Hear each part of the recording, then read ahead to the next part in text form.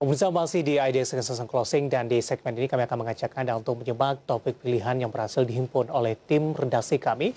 Paling tidak ini memberikan referensi untuk Anda di tengah dari penurunan indeks harga saham gabungan. Kali ini dari sektor farmasi, pemirsa, setelah diduga sebelumnya, sektor farmasi cukup diuntungkan dengan adanya pandemi COVID-19.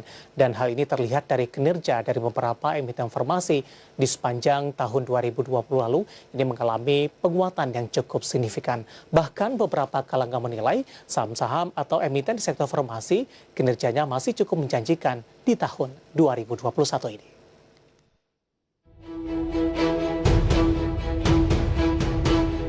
Pandemi COVID-19 yang terjadi di sepanjang 2020 tidak menyurutkan laju sektor farmasi. Bahkan, emiten farmasi menunjukkan kinerja yang cukup menjanjikan. Head of Equity Trading MNC Sekuritas Medan, Franky Wijoyo menegaskan, sektor bisnis medis menjadi salah satu yang berkinerja baik selama pandemi COVID-19 pada 2020. Kondisi ini juga berdampak pada sejumlah emiten farmasi. Berdasarkan laporan tahun 2020, PT Industri Jamu dan Farmasi Sido Muncul Tbk mencatatkan penjualan bersih tumbuh 9% menjadi 3,3 triliun rupiah. Adapun kenaikan laba bersih cukup signifikan sebesar 16% menjadi 934,01 miliar rupiah. Selain Sido, PT Kalbe Farma Tbk mencatatkan penjualan neto sebesar 23,11 triliun rupiah, meningkat tipis 2,12% dari periode 2019 sebesar 22,63 triliun rupiah.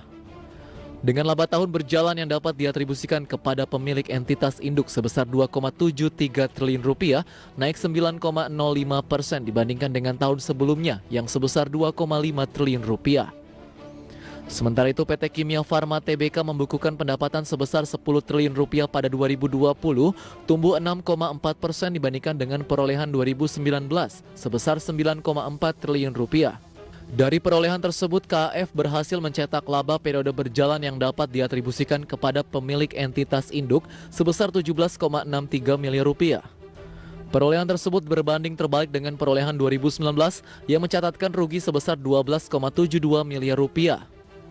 Untuk prospek 2021, Franky Wijoyo memprediksi sektor bisnis lini farmasi masih memiliki ruang untuk bisa tumbuh.